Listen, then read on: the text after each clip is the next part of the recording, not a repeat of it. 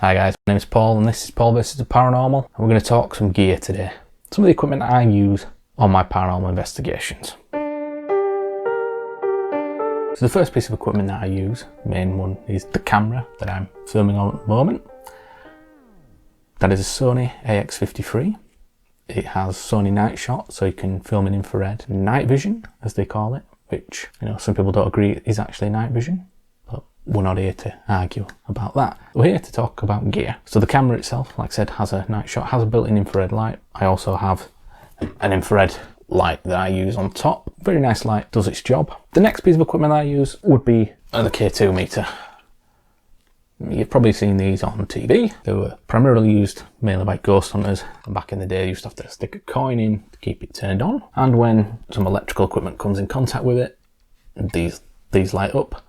Those of you who are into the paranormal and seen any old ghost hunting show will understand what a K2 meter is and what it does. I also use different types of EMF meters. This is a TAC Life. This can record temperature gauge as well as the EMF, and it also has a nice light on the back.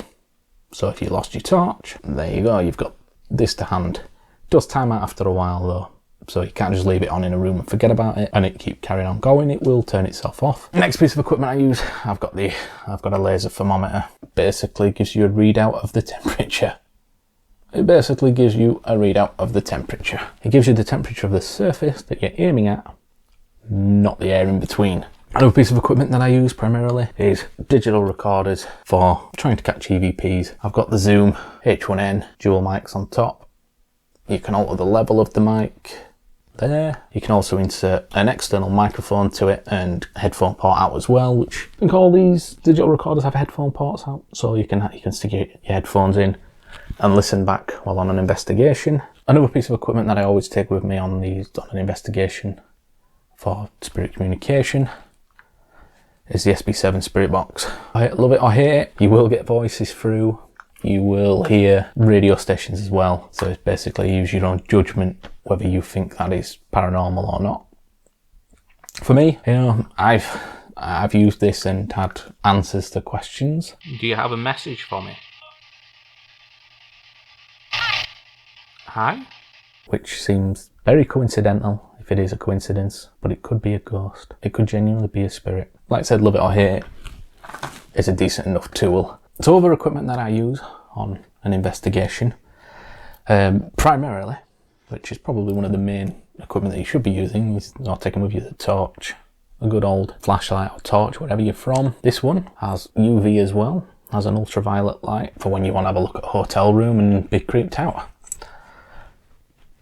Alongside a good flashlight, a good headlamp is also quite useful.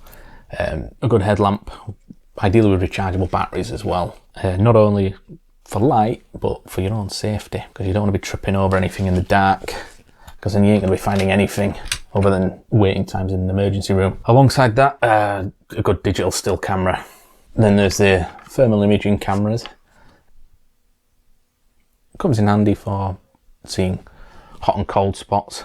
They give you a temperature readout as well, a lot like the laser thermometer. So that does roughly the same thing, but it lets you see the heat at the same time. This one takes still images only, doesn't take video. I do have a FLIR one that attaches to my mobile phone that I can use to take videos on if needs be. As part of my kit, I also have one of these. It is a Rem Sensor Pod. Turn it on, put the antenna out.